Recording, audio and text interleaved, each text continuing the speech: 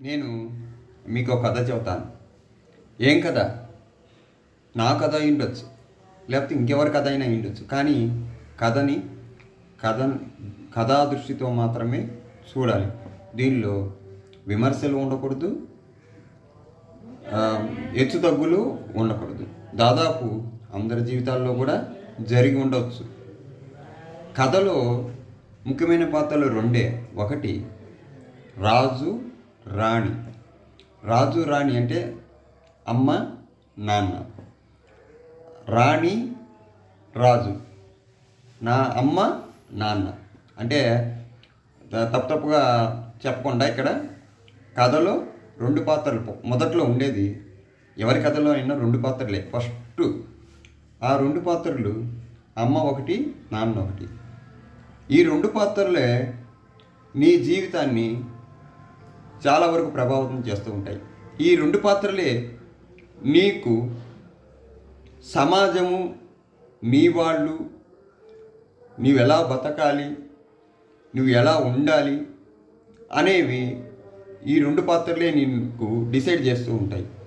కథలో రెండు పాత్రలు. ఆ రెండు పాత్రలో ఒక పాత్ర సైలెంట్గా ఉంటుంది ఎప్పుడు. ఆ పాత్రకి బయట పనులు ఎక్కువ ఉంటాయి.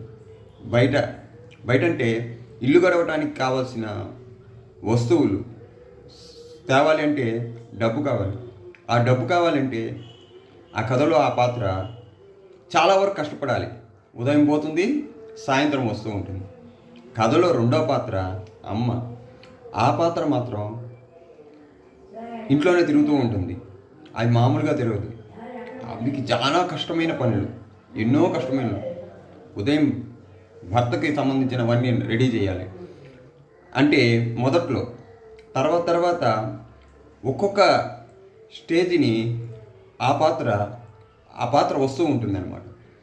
తన తల్లి కావటం, పిల్లల్ని కంటం, ఆ పిల్లల్ని పెద్దవాళ్ళని చేయడానికి కొన్ని రోజులు రాత్రి పగలు లేకుండా, నిద్ర కూడా లేకుండా బతకాల్సిన రోజుల్లో ఆ తల్లి ఉంటుంది, ఆ నాన్న కూడా ఆ పాత్రలో ఉంటాడు.